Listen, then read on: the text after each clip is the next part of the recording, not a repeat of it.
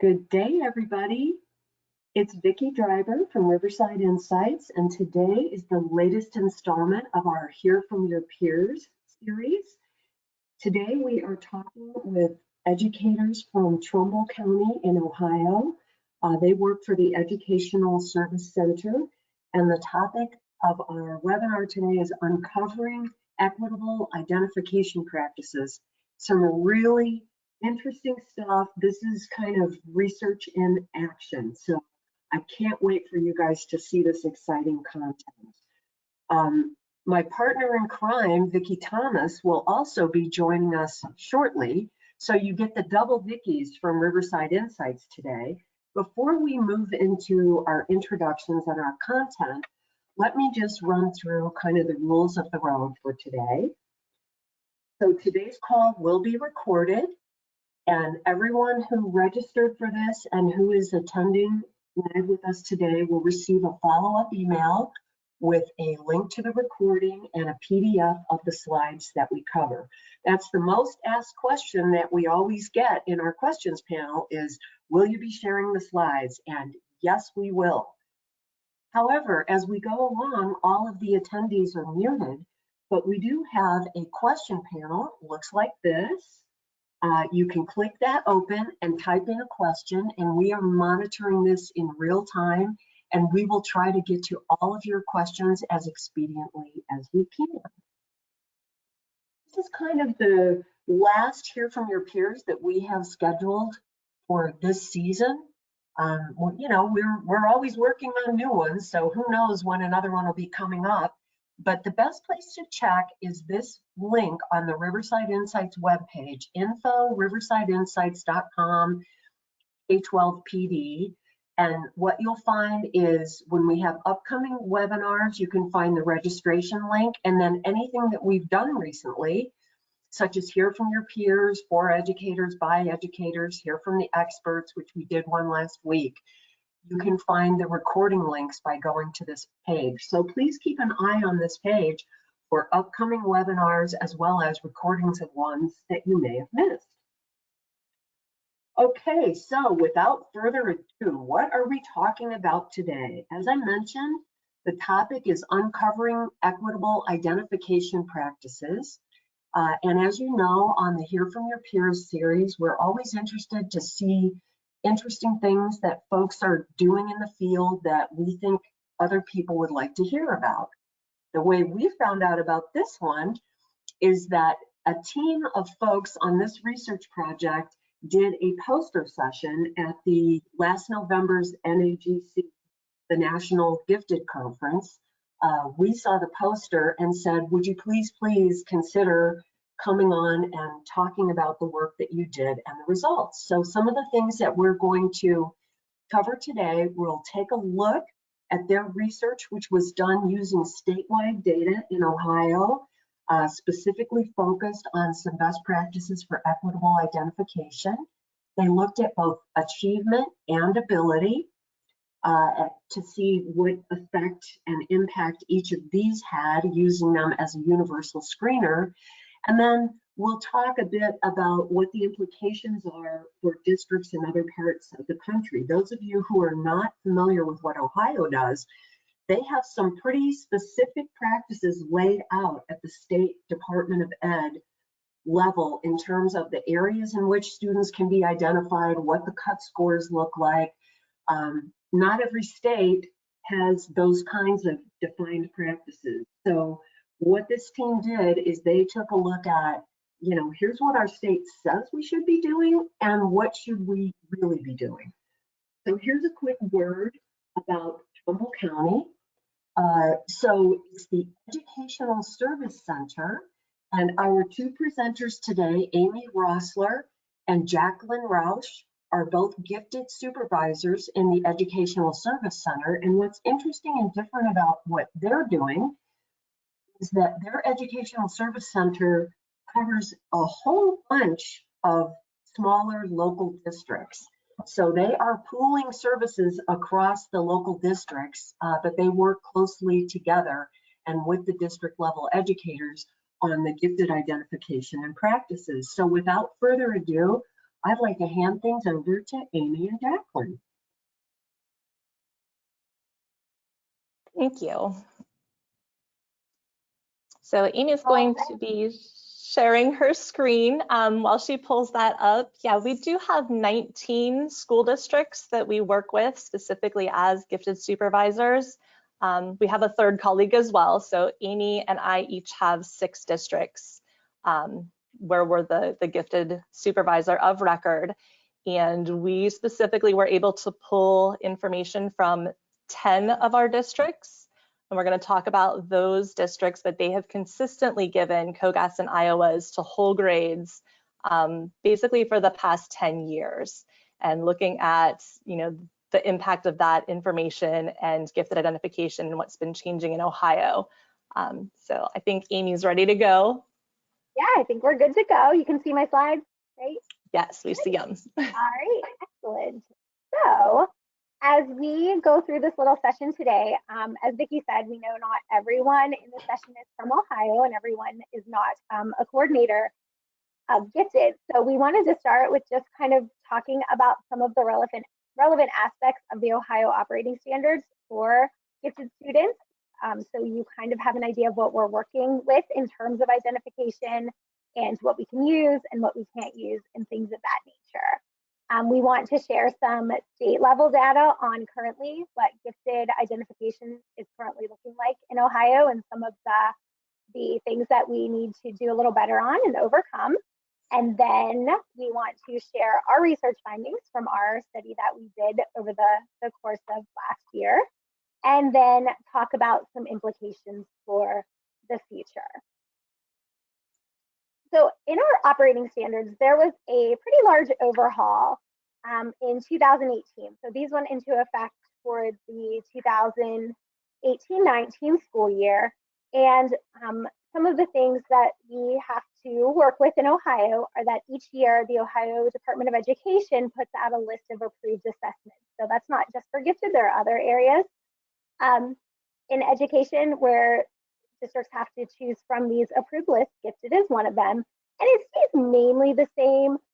There have been a couple pretty big changes over the years, but for the most part, we can assume those assessments will stay the same, but we are tied down to just using the ones on the list. So from there, districts have to pick what is going to be the best suited for their needs from the choices on that list. And it's the district's responsibility once they are making these choices to make sure that they're using them at the proper grade levels and for the different areas of gifted identification.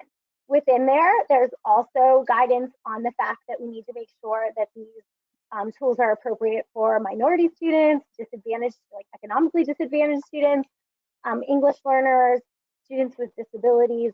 All of that needs to be taken into account also.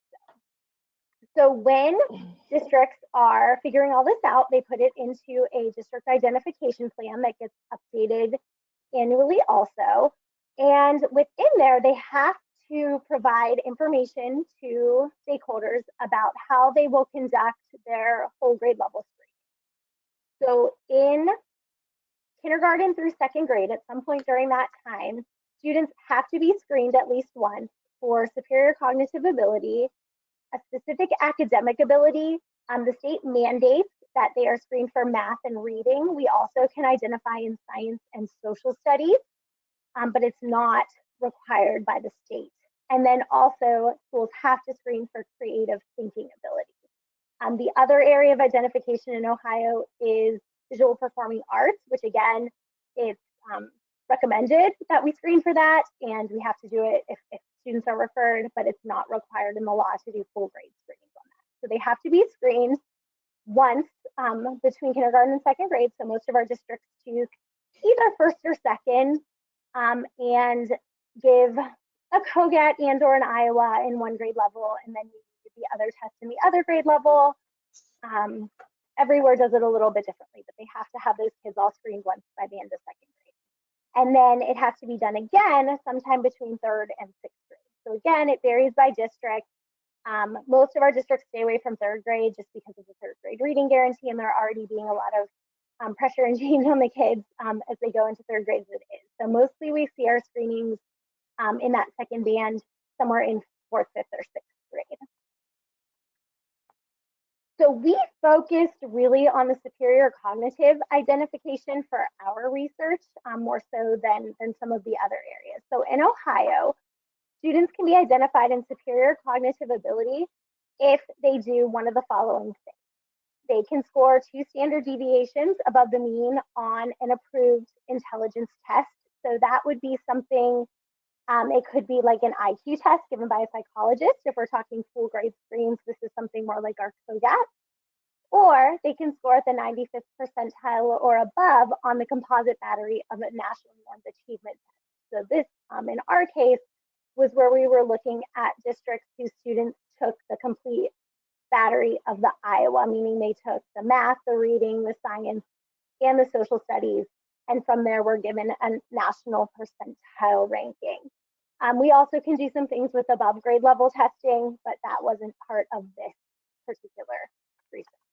So a quick comment to you, which is every year the state of Ohio puts us through a drill to get ourselves back on this list. And I remember 2018 because I had to resubmit everything that the entire company had listed, including these and more, because we had to list for every purpose that we are approved in the state of Ohio. So the way that Ohio approaches it is quite different from other states, and you have a very complex listing on the Department of Education website for Ohio that says, for this specific thing, so for instance, 3rd grade reading guarantee, here are the approved assessments and here are the cut scores. So it's quite a process for us as much as it is for you to keep an eye on what is and is not on the list. And yes, I want to point out, you doing that. yeah, Vicki Thomas was able to join us. Vicki, I'm not sure if you were here for the introduction. So she oversees all of the achievement assessments and is the head of product management for Riverside Insights. So I come at it more from the ability side and she comes at it more from the achievement side. So we have both sides of the house in the house today. Oh, great, thank you. So as far as our purposes in Ohio and here in Trumbull County, these are the tests that we use the most commonly for superior cognitive identification. There are a couple more on the list. There are some offered in Spanish and a couple other things that we don't use as often, but for the most part, these are the ones that we use, and most of our whole grade screening really is done through the COGAT and or the Iowa assessments. We do have some schools in recent years who have moved toward using more maps and iReadies and things like that, and we kind of struggle as they're doing that because then they often don't give the full battery of the Iowa anymore, and that kind of reduces the number of chances we're giving the kids to get identified. It takes the science and social studies chances away almost completely outside of referral testing, and then also takes away that complete battery chance for superior cognitive identification.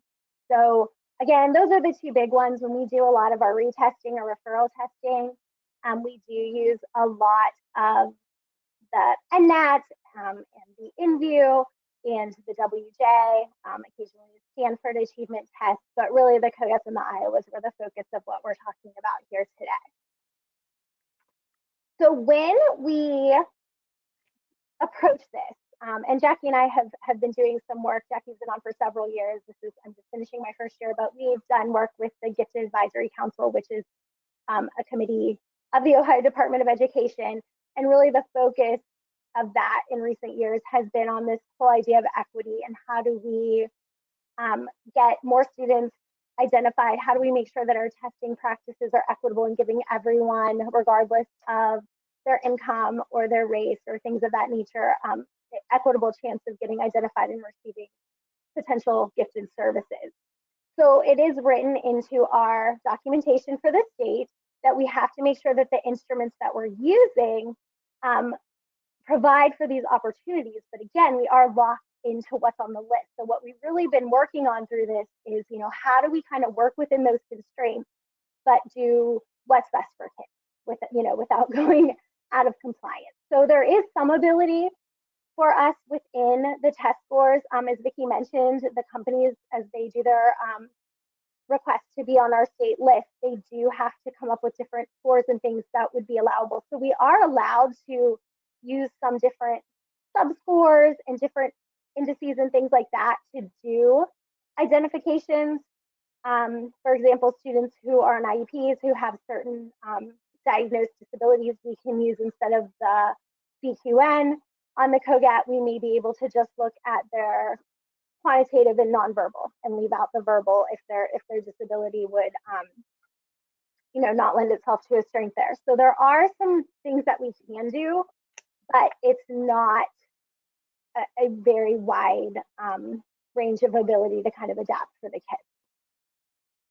So I'm going to turn this over to Jackie for a bit here to talk about kind of statewide what gifted has looked like maybe over about the last 5 to 10 years in Ohio. Right, because there have been some major changes as we've looked at more guidance from the state as far as mandating gifted identifications. Interestingly, in the state of Ohio, there is no mandate for a gifted service. So our districts, as we looked at the operating standards, that's kind of the legal guidelines from our legislative perspective. Our districts do have to do those whole grade screenings and identify the kids, but then there is no state mandate for any sort of gifted service or differentiated instruction to be put into place. But obviously, we know that that's a best practice. If you're identifying the kids, they need something different. And from the states, they have put into place this gifted advisory council that Amy talked about. I think I joined, I wasn't one of the inaugural groups, but maybe a year or two in. And I was, fortunate enough to be the chairperson of that for a year. So I've stayed on a little bit longer, and I've seen, as we've gathered the data and looking at, what the state of Ohio currently is, and talking about how we might be able to return some of that control potentially back to some of our districts in the future. So kind of, we're going to look at the big picture, and it's mirroring what we're seeing nationally as we go through. As far as our students who are identified across the state of Ohio, and this could be in any of our 7 identification areas. So again, the superior cognitive, reading, writing, math, science, social studies, creative thinking, visual performing arts. Back in 2007-18, we were seeing about 16% of our students who were identified in at least one of those areas. And then we did implement that mandatory whole grade screening, and we saw a slight uptick to 16.34% in 2018-19 school year. And then, of course, the 2019-20 COVID, lots of things happened, and we've seen a decrease overall of the percentage of students across the state in Ohio who have some sort of gifted identification. Other things have changed as well, as far as like the tests that are on the approved list. So a lot kind of goes into that, but we are seeing fewer students overall who are identified. As we look at that by racial and ethnic minority students, again, some of our groups in Ohio are well represented. If we look at just specifically students who are identified as Asian, 28% of them do receive some sort of gifted identification. As far as our Black and Hispanic students, though, that percentage is much lower. So we're only identifying about 4.68% of our Black students. And that's, a serious concern at the state and also national level. And how can we look at identifying more of those students in a more equitable way? We also, at the state level, look a lot at our students with economic disadvantage status. And it's pretty clear that the vast majority of the students who are meeting that criteria for a gifted identification are those without economic disadvantage. So you can see them in the blue, clearly much a higher percentage than those students in the red, which is represented by those students who do have an economic disadvantage. And that's based on like the free and reduced lunch counts. I don't know how that's done in every state, but in Ohio, that's where we're looking at that particular identification. So Outside of a mandate for service, one of the things that the state has put into place is more accountability for our districts and our schools on what's called the school report cards. So the State Department in Ohio does issue report cards, which are made public for each of our school buildings and school districts.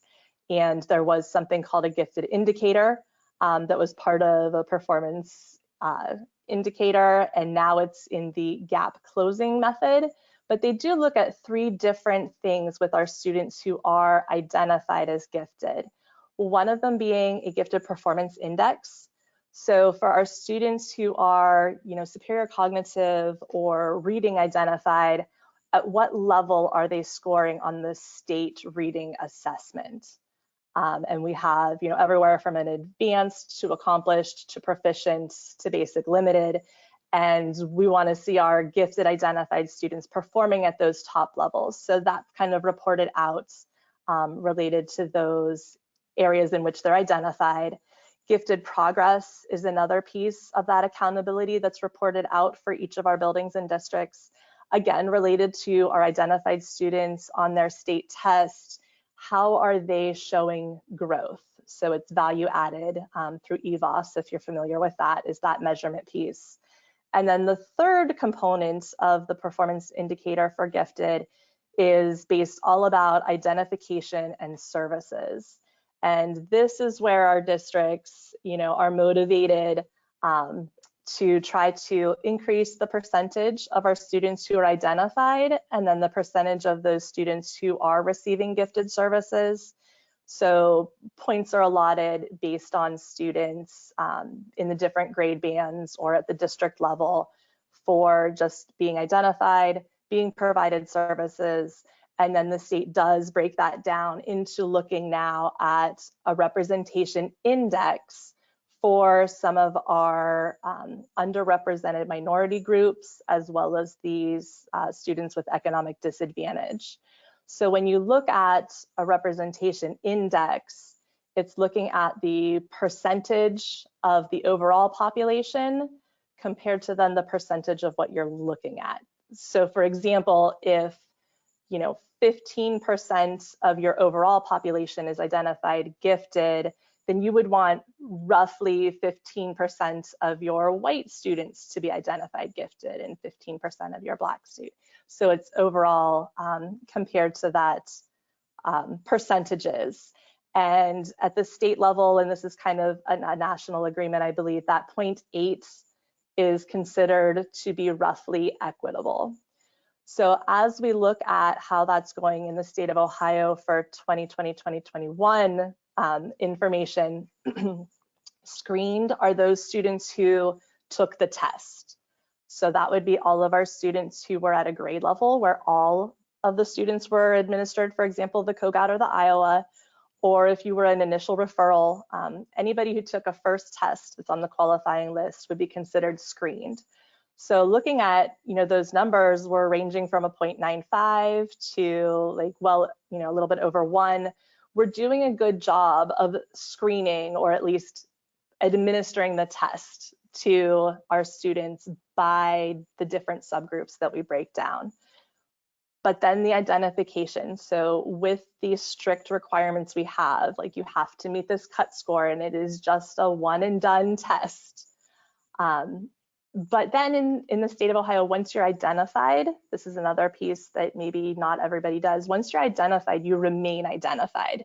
So you're going to stay in that identified population, even if later on you don't retest into gifted, if that makes sense. So you could be a first grader, you're identified, you remain gifted your entire K-12 career in that particular area. But as we look at the different subgroups, again, we see that our Asians and our white students and our without economic disadvantage student groups, they are well represented within our gifted population. But some of those ethnic minorities and then our economically disadvantaged are definitely underrepresented. And then that served piece is something that could change every year. And that's not mandated, but encouraged, gifted service, that our students are receiving something different within the classroom. They have in Ohio what's called a WEP, a written education plan, kind of documenting what that goal is that the teacher is working on in that higher level, more complex type of a gifted service. So that does vary from year to year. And again, where are those services being seen? We see them offered a lot with, again, our without economically disadvantaged students, our Asian students, our white students are well represented in receiving those services as well. Another piece that the state of Ohio has done traditionally is that we have our school districts broken into 8 different typologies. And we're going to refer to these later when we look at our Trumbull County districts. But it's, obviously there's something very different with a typology 1, which would be a high student poverty, small student population district. When you compare it to like a type 7 urban, where again, there might be high student poverty, but there's average student population. Definitely different situations, different needs for each of those. And the state has again looked at how that breaks down. The first 2 bars there, again, are the overall state representation for our students with economic disadvantage in the blue, and then our underrepresented minorities are in the red. And then you can see through the typologies 1 through 8, just how that looks, with really just typology 8 meeting what we would consider a fair or equitable representation. Because again, that's our big 8. So it's our students who definitely have a high population of economic disadvantaged. Those districts are the ones that are seeing a representation proportional to their overall population identified as gifted as well. All right, so now that you have one second to that slide. So tell me what's happening in typology 6, which is that's a very low poverty. That's a suburban, low student poverty, large student population. And it looks like, compared to all of the other typologies, that the underrepresented minority index is much higher there, but I presume they're a much, much smaller part of the population. Overall, like compared to the state, right? I'm not sure how many school districts actually fall into a typology 6, but you're right. It is definitely, that suburban with a low poverty level, with a lot of students there. So just kind of looking at, honestly, potentially what type of families are living in a situation like that. Yeah. And then the type of education that they're receiving there potentially, and the testing and which parents might be making referrals. But they might also be such a small proportion of that student population that, it looks here like they're really over-indexing, but it could still be a very small number of kids. Whereas in your typology 8, in that bar represented by 0.64, that could be a huge number of kids. Yes, absolutely. All right, we're still looking for that 0.8. A 1 would be, it's totally proportional. Yeah. So even a 5.3, like it looks high, but it's because everything is low, unfortunately. So we have some room for growth.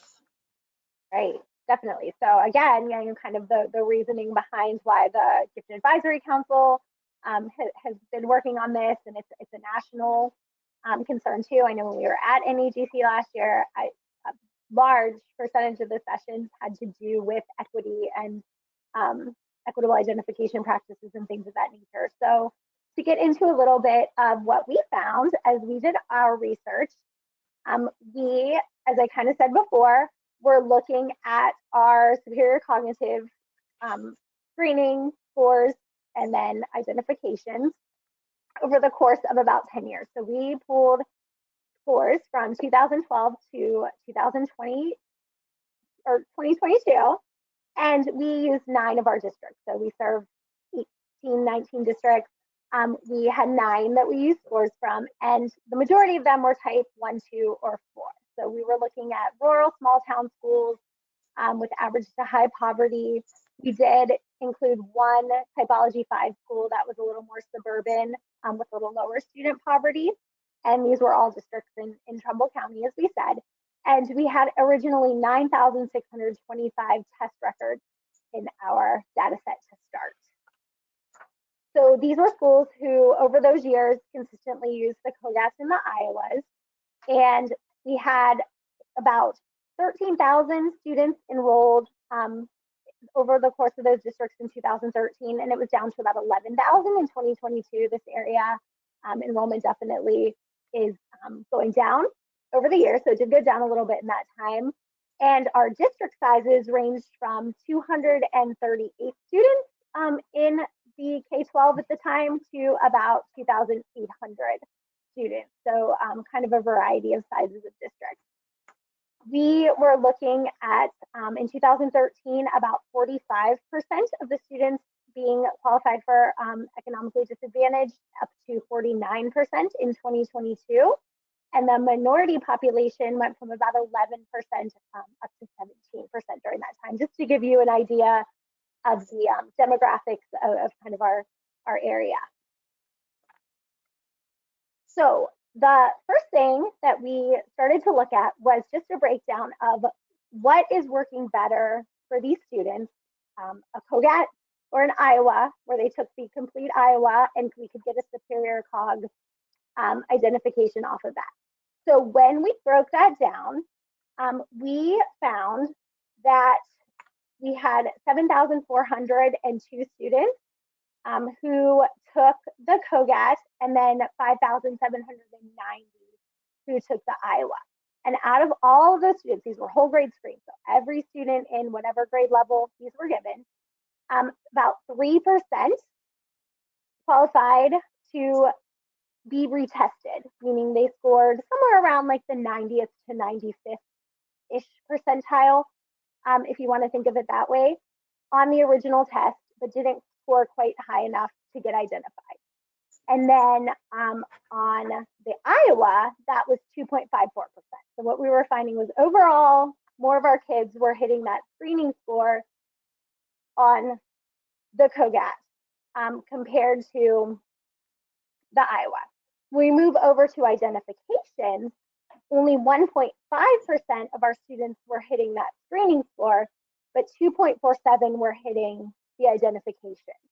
So just something to kind of keep in mind. We would expect, maybe more kids to be screened than ID'd. We weren't sure how this was going to come out in terms of COGAT versus Iowa, but this is just what we found at a very overview level of looking at that data. So then we just started to kind of pare it down and try to disaggregate a little bit more and see what we could find. So as we started to do that, we broke down the test into the students who took the test, and then the students who took the test who were considered economically disadvantaged, and then the students who were considered part of the underrepresented minority group. So when we did that, it was interesting because we found that on the COGAT, more of our students that were in the underrepresented minority, as well as the economically disadvantaged, actually qualified for retesting. So they were scoring at the screening range at a higher rate than our general population. When we move over to the Iowa, we see that students were scoring closer to the same, but for our economically disadvantaged and underrepresented minorities, they were qualifying at a little bit lower rate to either get identified or be retested. And then we also kind of pulled some data for kids who had taken both the Iowa and the COGAT over that course of time I should back up. All of these kids took both that we're looking at here, but the kids who actually qualified a high enough score on both to either get retested or qualify. And when we looked at that, it was a little bit lower for our economically disadvantaged students as well as our underrepresented minorities compared to our all groups. So quick question on this set of bars that says screen or ID COGAT in Iowa. So I think what I heard you say is this is lower because these kids had to hit the mark on both assessments. Over here on the screen, or ID COGAT Iowa. Yeah, so this was where they like scored very high on both. So these are our kids who are really top notch. They're consistently scoring. So here's a super important point though to make about this is, you know, when we talk about best practices, one of the key things that we always talk about is using an or rule rather than an and rule. So this is an example right here of how the and rule affects identification overall and proportionality as well, because we're kind of doubling that barrier that kids have to get over. Right, yeah, we definitely did cut that down just there. I mean, almost really less than half. We cut that number in less than half from students who were scoring high enough on either to when we looked at students who scored high enough on both. So you're right, it really does cut out a lot of kids right at the start. All right, so then what we did next was we tried to pull apart those numbers a little bit more to see the differences between those kids that were in the screening range versus the actual ID range. So this is the same students, but we pulled it apart a little further just to try to see kind of if we could figure anything else out if we broke the scores down a little bit more. So when we did this, we for the most part saw the same trend. As far as screening with the COGAT, definitely something that was working better for our students with economic disadvantage or those in the underrepresented minorities. With the Iowa, with the exception of the red bar, the 21.2 for the economic disadvantage in the ID for the Iowa, we kind of saw the same trend that if we were using the Iowa, it seemed to work a little less for our students who were in those subgroups compared to the general population. And then again, when we looked at both, if they scored high enough on both assessments, we really saw the same trend again. We did a little better with that underrepresented minority as far as the IDs on the COGAT in Iowa, but this was kind of like it just reiterated what we had seen at the bigger level from this initial look here, as far as, you know, what we were picking up from Iowa's and what we were picking up from COGAT. And then when we looked at it at this level. Yeah, part of what you're seeing over here on the far side is that those kids had to hit such a high mark to be in that screened group. It's not surprising that you had higher proportions identified because, yeah, definitely. Like you said, those are your really top kids. Right, and one of the things we ran into, we were pretty solid with our economic disadvantage numbers just because it's a pretty high percentage of our population, but our minority populations are lower in this area. So by the time we got down to some of this data, we were talking about such small numbers of kids that statistically, I don't know how, sound. I wouldn't necessarily like put these results into a research article right now without doing more official testing with a wider group, because we did get to the point where we weren't talking about a very big group with especially some of these minority numbers. All right, so I'm gonna again hand this over to Jaclyn. She's gonna dig it down even more. Right. But another point about the small population is that sometimes they're one or two families or they're all cousins, and then you get into like the nature nurture is just a discussion too, like if this is a particularly well-off family, traditionally they're coming from professional parents, you would expect potentially that there may be something different than the overall population as well. So when they're all genetically related, how does that all shake out with the test results too?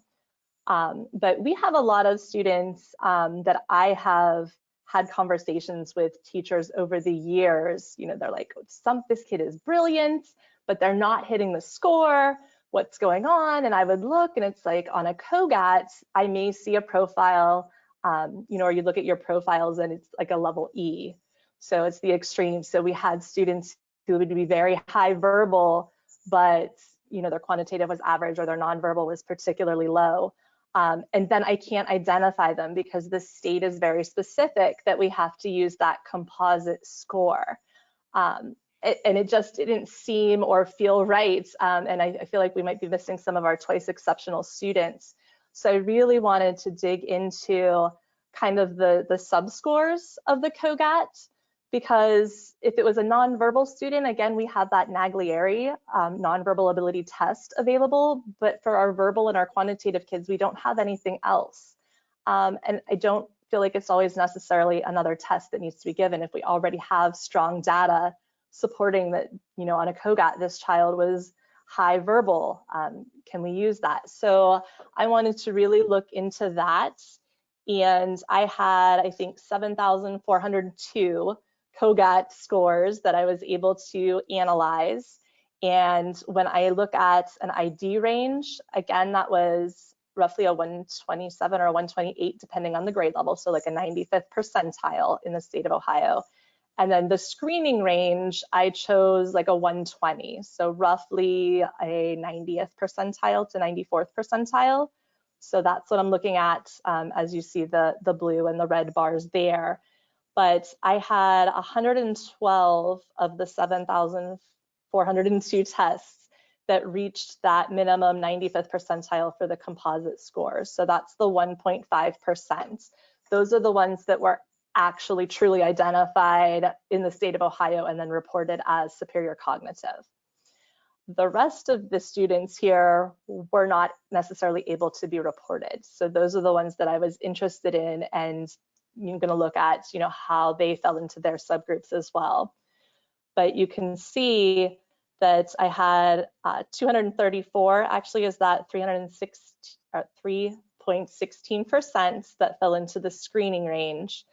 And our quantitative tests actually would have identified more students than the nonverbal or the verbal, which was really interesting because I've attended a lot of things and listened to people, and there seems to be, the thought that the nonverbal is the way to go, and it's going to identify and solve our equity problems, or maybe not solve them, but get us closer. And with our particular population here, that was not the case. And we found that actually the quantitative was the strength area of more of our students. Dr. Lakin has done some research on this, and she has found the same kind of result. I want to make a couple of quick comments, and then I promise I'll be quiet. First of all, it might surprise you to know that we have some states that did not allow the composite for identification. They only allowed the single battery scores. And there's occasionally a student that is at like 93 across all batteries, and it pushes them to 95 on the composite. So we had to work with the state to get batteries and composites on the list. We've had a couple of questions come in because I have one eye on the clock. We have about 15 minutes left. We've had a question from folks wanting to know how local norms play in your process, and also about the retesting protocol. So when you identify somebody, the screening, you have to use a completely different measure in the confirmation. So one place folks can look for that is at the Ohio Department of Ed website, and you can just search approved assessments on the website, and it'll show you what is allowed. So for instance, I believe the COGAT screening form is allowed as a screening measure, and then it's the full COGAT as the confirmation measure. So in Ohio, we can use some things as they're called pre-screeners actually. So if we're using like abbreviated versions, which we really don't do that, we just use like the complete battery of the COGAT usually as the screener, and then kids can get identified off of that. Or if they score within a range, we use about 120 to 126 or 127, depending on what the ID score is at the particular grade level. And then any students who on the initial COGAT were within that 120 to, let's say, 127 range, we send permission slips home and ask their parents, would you like to have your child tested again? If they say yes, that's when we, and that's kind of, I think that's our big finale at the end that we were going to talk about. This has really helped us dig a little deeper in terms of like, am I going to go retest that kid with a Naglieri? Do I need to bring an InView? What's going to be the best assessment for that child to give for their second test for them to have the best chance to get identified? But that's where we run back into that list to being kind of limiting sometimes and not being able to use the subscores. So, and then as far as the question about local norms, we are not allowed to use them for formal identification. So another takeaway that we kind of have at the end of this is the idea that we can think about that for things like talent development and maybe getting some kids some unofficial type gifted services, but we cannot formally identify, we cannot report to the state, we cannot have a written education plan for a student unless they flat out hit the numbers that are on the state list on one of the approved tests. Those are good questions. Mm-hmm.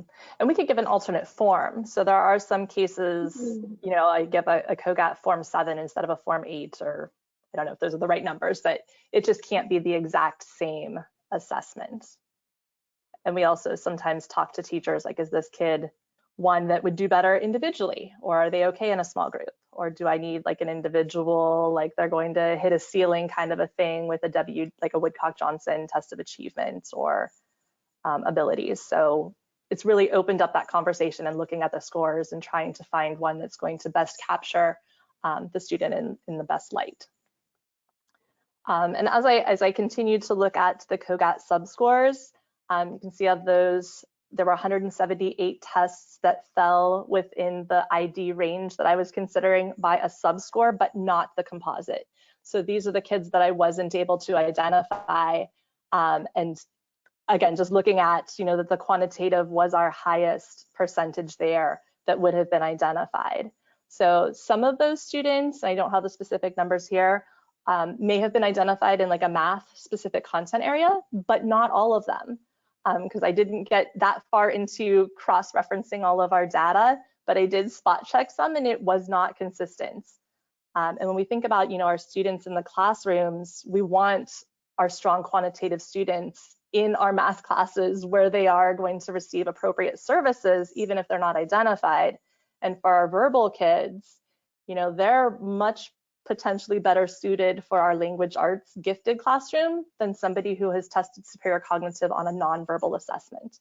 So we've also kind of run into that, like this kid is superior cognitive, but they're not doing well in my language arts class.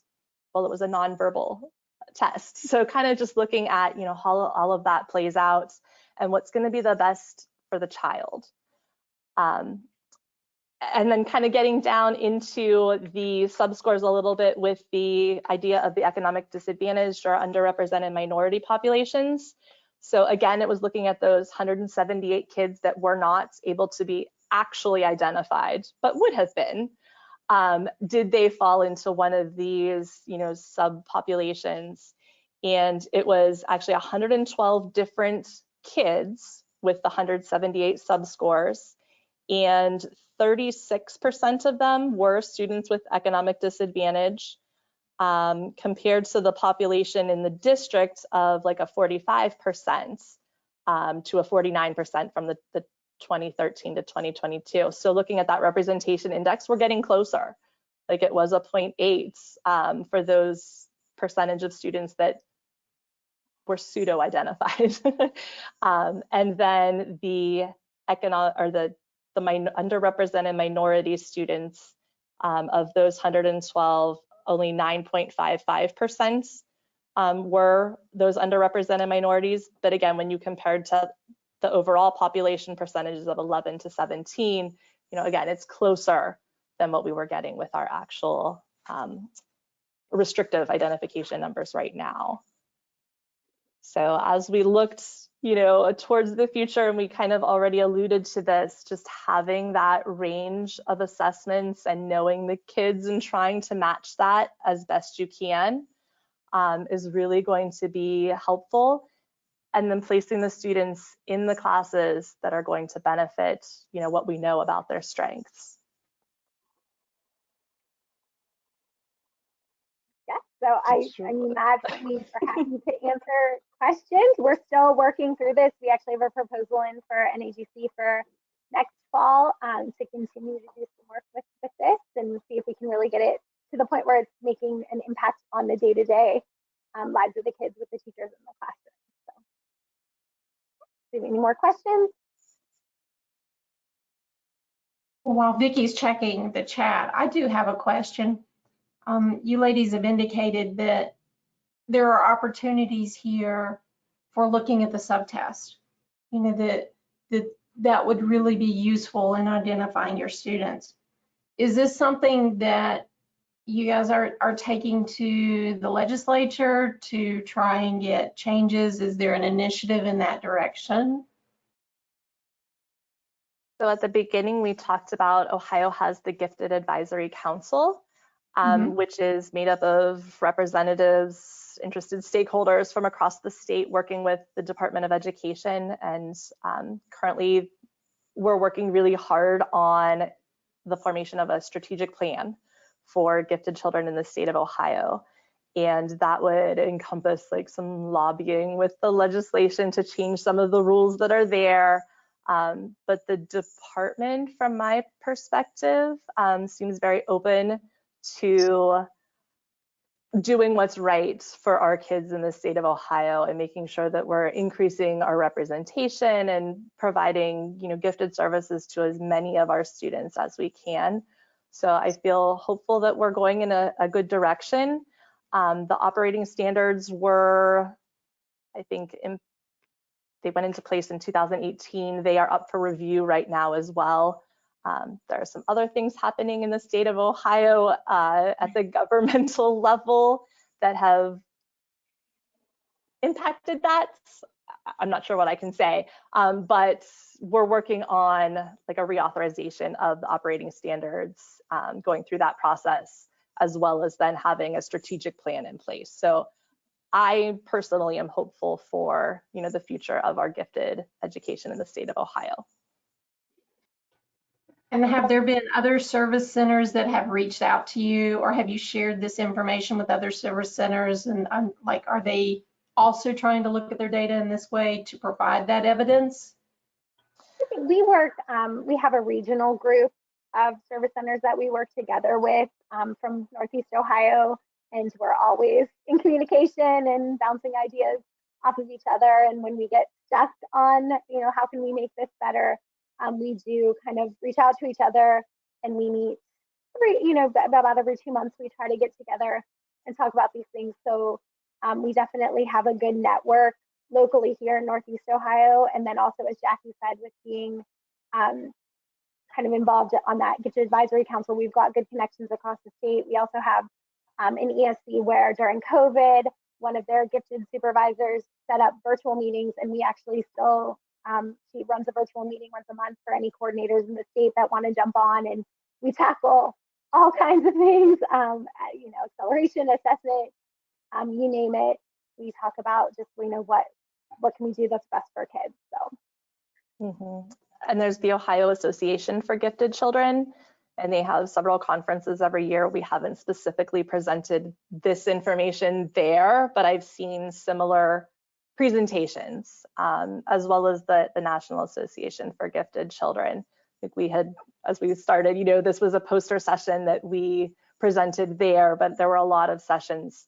And I feel like all of the arrows are pointing in the same direction. So this is like a small piece fitting into that larger national and state picture.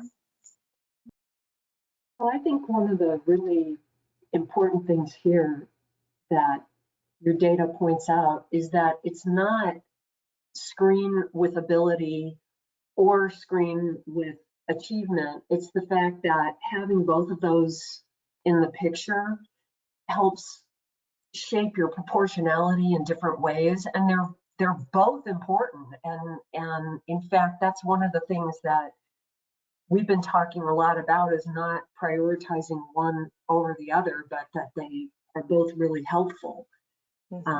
And, you know, using those and measures as you know, when kids have to hit two barriers, it just really hurts the representation.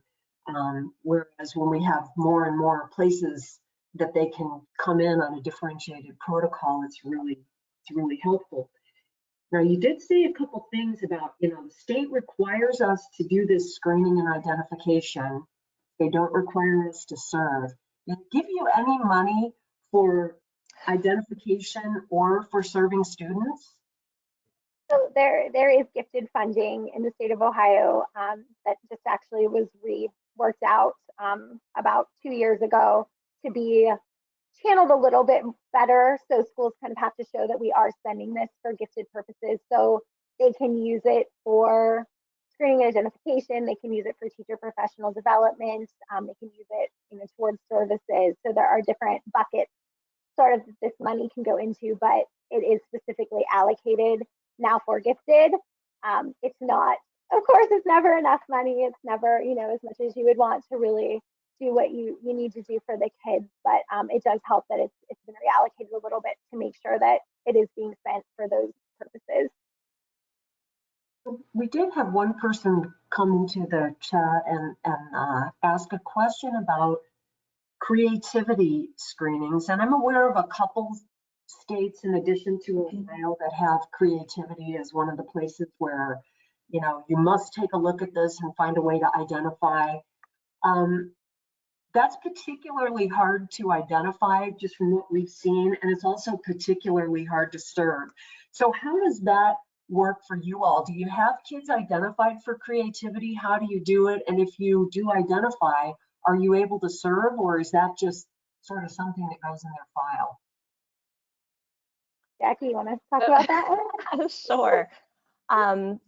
In the state of Ohio, the creative thinking identification is 2 parts. So it's an and the students do have to score 1 standard deviation above the mean on an ability test. So that's why the COGAT is considered a screener for creative thinking. So whereas like our superior cognitive might need a 128, for a creative thinking to meet that portion of it, they might need a 112. So it's not quite as high as our superior cognitive, but once they hit that 111 or a 112, depending on their grade level, then we have to follow up with a checklist of behaviors. Or I know that there are some tests on the approved list, but we use our checklists. There's a Renzulli's scales, and then I think a Gates checklist. So it is just like, these are the students who hit that screening mark on the COGAT. And then teacher, I'm going to ask you to fill out this checklist of behaviors. So how often does Amy demonstrate each of these 10 behaviors compared to the average student in your class? So it's like you have to hit both of those, a certain score on the checklist as well as the COGAT overall score. And then as far as services go, because we do have students, obviously, who are meeting both of those criteria, though it is pretty subjective on the part of the teacher. But once they are identified, they remain identified. And typically in the districts that I work with, we try to service that through the language arts classes. Because when we're looking at creative thinking, it's not art, it's not, you know, those types of things, but it's more our students who are original with their thoughts. They can elaborate on them. They have flexibility in thinking and seeing things in different ways, and also fluency. So they can produce a lot of different thoughts fairly quickly. So that's usually best served through like a writing or a presentation type of a model, rather than like a science or a math teacher. They kind of struggle with how to serve our creative thinkers as far as like originality, elaboration, fluency, and flexibility. Does that help? Oh. Unmute.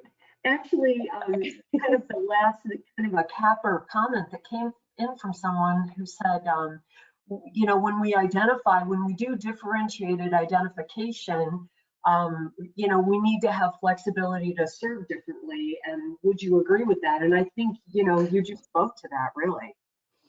Right, and we do, and there are times where, you know, same as Jackie in my district, most of the time that creative thinking goes as an ELA writing reading service. But I have kids where, you know, they're just strong in math, they're identified in math, but they also kind of have that out of box thinking, and we work with the math teacher to say, how can we make this work within here, because we do want to focus on, you know, where the kids' strengths are and things. So we do try to, we just had a gifted advisory council meeting yesterday. We were down in Columbus, and we had this conversation with our group that, you know, how can we be as creative and flexible as we can within the constraints of following the operating standards. Well, I am sorry to say that we are actually at time. I think there's a lot more we could talk about, a lot more digging in this data we can do. Vicki Thomas, I want to make sure I give you a chance if you have any wrapping questions or thoughts. Yeah, we're definitely at time. And so I guess for today, we'll wrap this one up. But we want to thank you both so much, first of all, for the really interesting and thorough work that you did here, and for agreeing to come and share it with us. And also, I'm going to throw it out there that we might get back for another deep dive on this at some point, if you'd like to think about that. But for today, out of respect for everyone's time, yours most especially, I think we will wrap it up. So thank you everyone who attended. We'll send you a link to this recording. Take a look at the Riverside website to see, you know, other recordings that we have and other upcoming sessions that we'll be offering. And yes, we will send you a PDF of the slides. But I'm eager to get those myself. So thank you very much, and hopefully we'll see everyone soon. Thank you. Thank you so much.